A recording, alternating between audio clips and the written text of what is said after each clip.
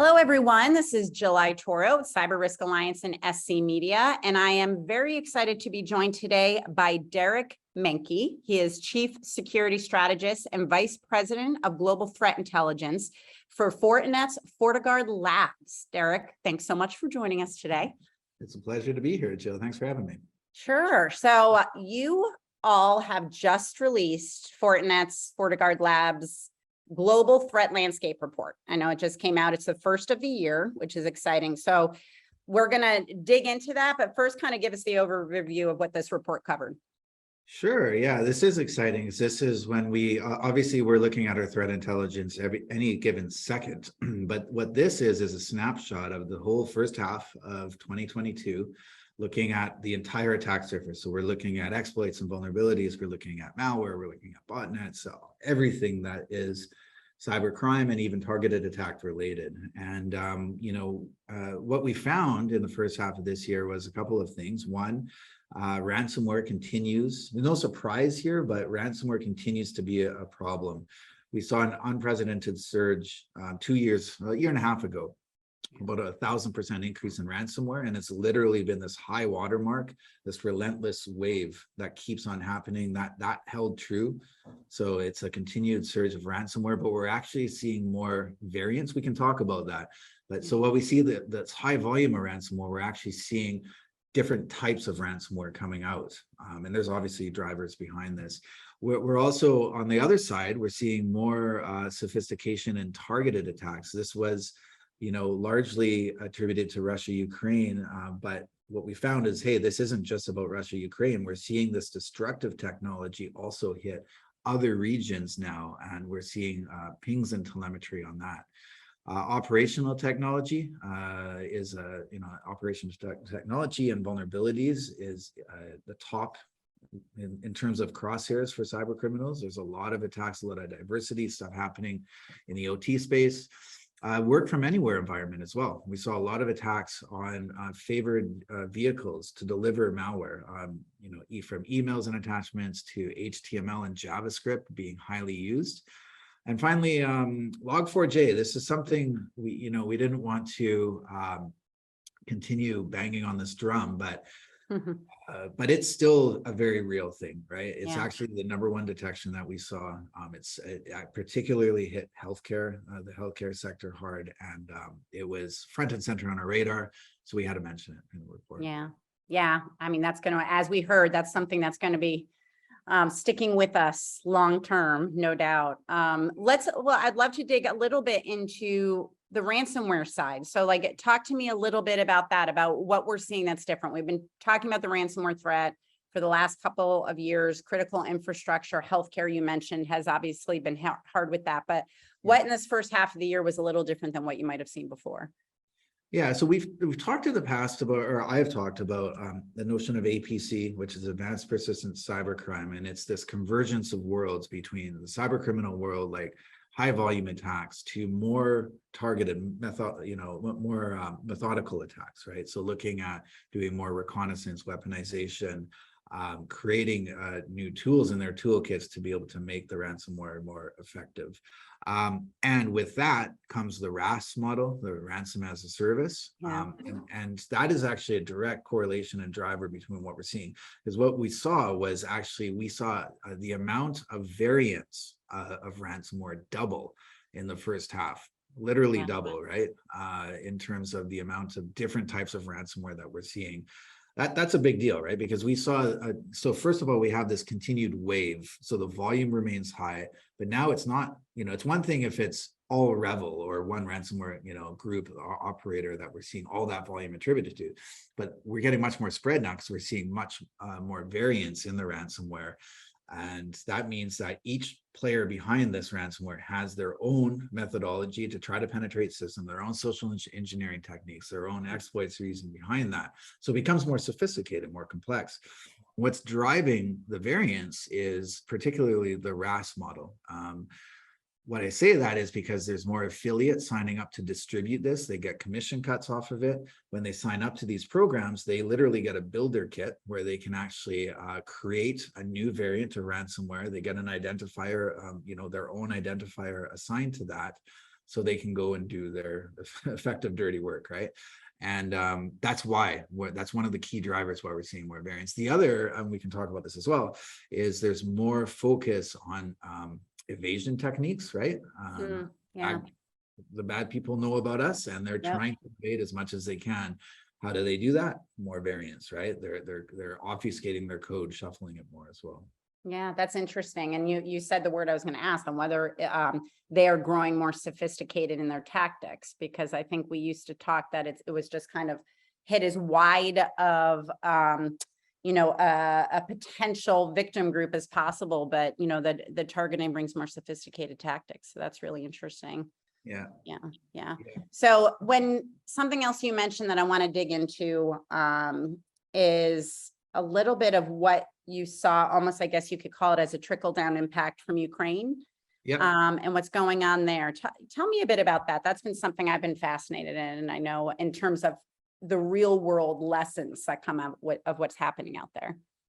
Yeah. So if we look at Ukraine, this was unprecedented on every level, of course. But if we look at the attack specifically, with Wiper technology, this is something that we saw 7 different families of Wiper. We had a blog on this in a release. There was Hermetic Wiper, ISAC Wiper. There's a list of these 7 different Wipers that were new this year, which is unprecedented, because if we look at the history of Wipers, which we did a blog on, basically it charts over the last 10 years. And there was about 1 Wiper per year, not every year either included. They're highly sophisticated, highly targeted. This year, 7 of them came in on our radar. All using different techniques, by the way. But of course, these were all attributed to the conflict in Ukraine.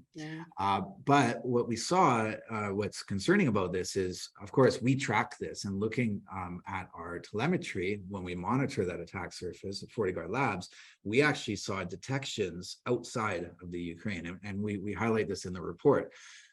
Interestingly enough,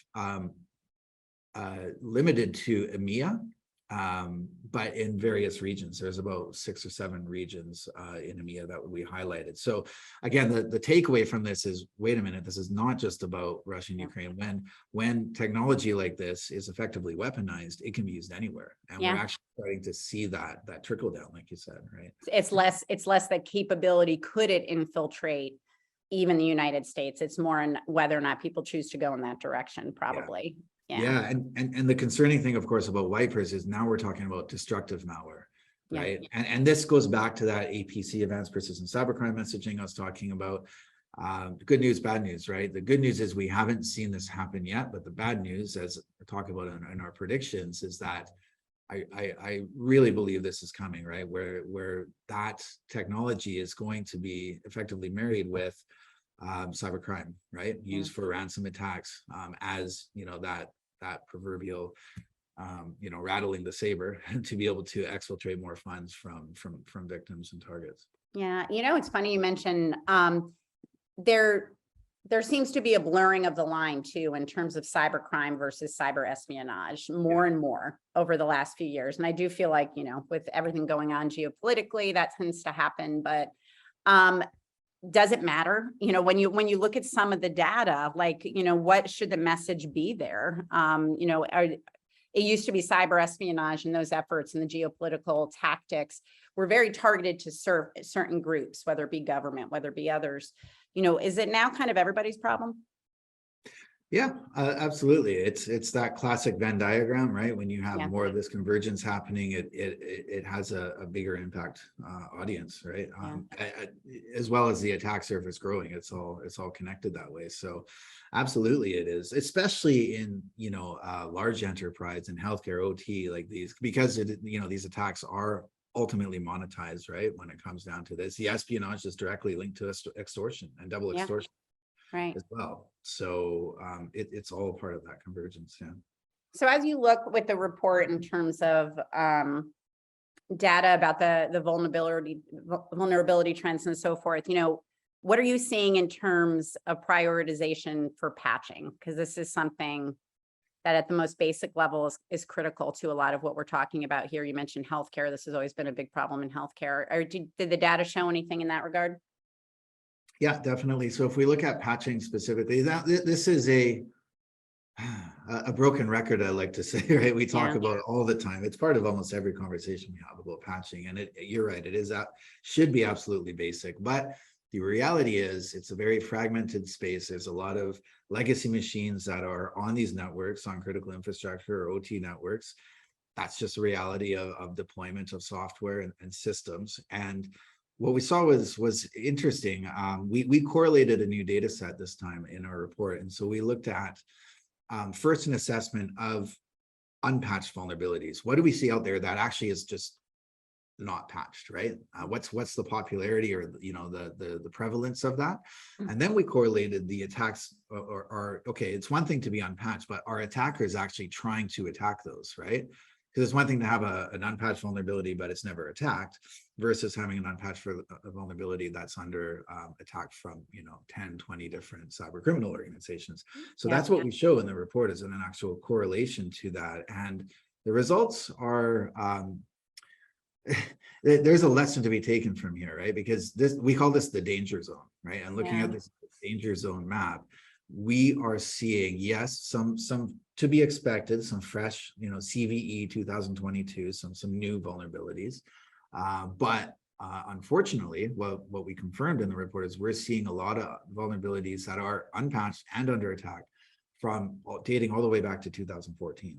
There's actually a high amount between 2014 and 2017 that are still actively under attack and unpatched at the same time. Wow. And is that because, you mentioned OT, and very often we hear about legacy systems that, where patching becomes challenging because it sometimes can make it more difficult to continue using the systems you rely upon. Is that the problem? Is it resources? I know it's hard to tell in this sort of data. Yeah, it's a combination of all of it, I would say, between resources and process. And at the same time, the good news part of this is we're seeing this, which means that we can actually mitigate it. Because, if you don't have a patch, of course, you can still prevent with and mitigate with intrusion prevention, as an example. It's that whole kill chain conversation. So there is some alternative methods to do it. But as I say, there's never a silver bullet to this, right? It's all about doing as much as you can to effectively drive down that risk. Yeah. And awareness, because I think half the problem is that whether or not there's an awareness that these patches are being, are not being addressed in systems, I think so often is a problem as well, until a company like you all comes knocking and says, hey, this is a problem. So yeah, interesting. So, what are some of the takeaways for CISOs? You think of, obviously, in terms of, at the leadership level, what needs to be prioritized among teams? What did the data tell you in that regard? Yeah, so one of the other things is, so if you ask what CISOs, what keeps them awake at night, right? It is the unknowns a lot of the times, right? So the thing is, we see these attacks, right? We know that this is coming, but if we look at the MITRE attack, the TTPs, right? As I said, the number one thing we're seeing is defense evasion tactics, right? And so that is something when it comes into the CISO conversation, we can start to talk about, okay, we know that so one of the things we found in the report was that there's a growing amount of techniques they're doing for that tactic for defense evasion. So there's more than one way to evade security controls. And in fact, it's growing, right? So that's the message, is that there's more than one way, it's growing. And this is something that should be top priority for CISOs, because it is that chessboard, right, that gets put out there, knowing what assets you have that are inherently exposed to attacks, being able to identify those in a priority list, because you can't boil the ocean. Nope. Right? That's the takeaway for CISOs. And that's why we've created this danger zone map. We actually highlight the specific CVEs, right? So that's a key takeaway there. It's not just a blanketed statement. It's saying these are the exact ones that are in high danger. If you have these on your network, patch them immediately, right? Yeah. And so, and yeah, the other takeaway, we also highlight the exact techniques that they're using for defense evasion. That gets down into the solutions piece, of course. Like when it comes down to it, a lot of the ways that they're doing defense evasion is through the malware payload itself. So it's, of course, having capable EDR solutions.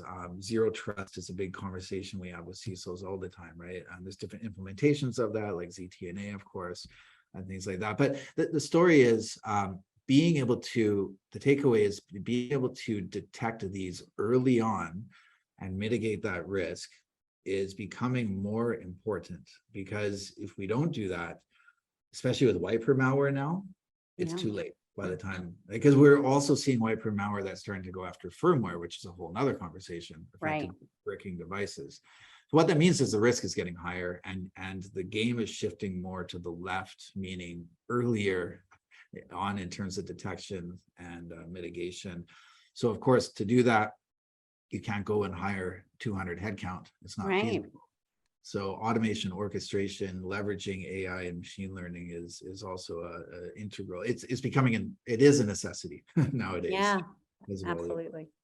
Does it change the investment strategy? You know, as you know, I mean, let's say it's already August. You know, you're thinking about budgeting and where to prioritize. I mean, did the tactics, the increased sophistication, a lot of what you and I just spoke about, does it change how they should view their investment strategy when it comes to security?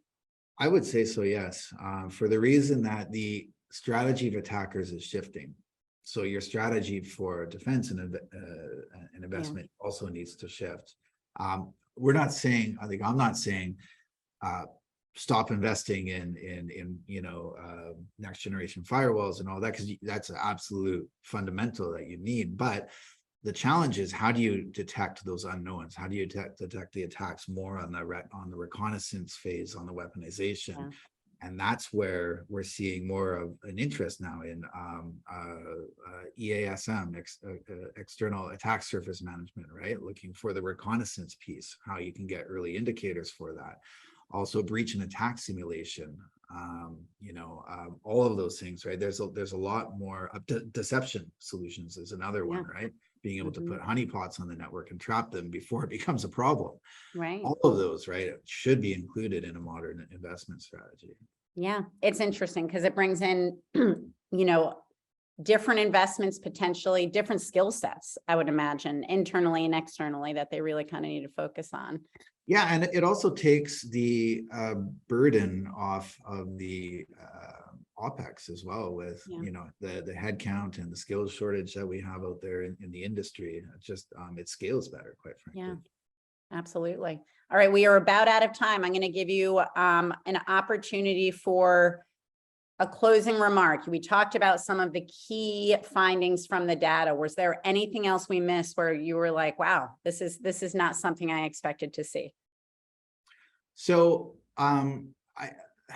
I expected quite a bit of it, but the what we talked about with the vulnerability problem, I think that's actually getting worse in my experience. We've always talked about it getting a problem, but being a problem. But from what we saw in the data, it's actually getting worse. I think we're heading in the wrong direction. So that needs to be a loud and clear message.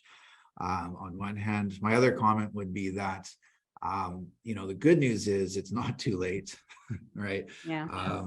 Like I said, we're not seeing yet this more destructive technology put in with cyber crime. I fully expect that to be happening in short order. Cyber criminals are clever. They catch on to this stuff quickly. And anyway, being able to do that risk assessment, do that investment up front right now, I believe is a critical time. So it's not too late. Simple steps like that, though, can go a long way effectively. So. Absolutely. Great. Derek, this was great. So thank you so much, first of all. And I want to encourage our listeners, take a look. Global Threat Landscape Report just came out from Fortinet's FortiGuard Labs. So Derek, thanks for giving us the rundown. All right. It was a pleasure. Right. We're continuing to monitor this. So I'm sure there'll be a lot of more interesting developments as well. Absolutely. And a lot more that we couldn't even cover. So folks should certainly take a look. But thanks for the time. And thank you, everybody, for joining us. Thank you.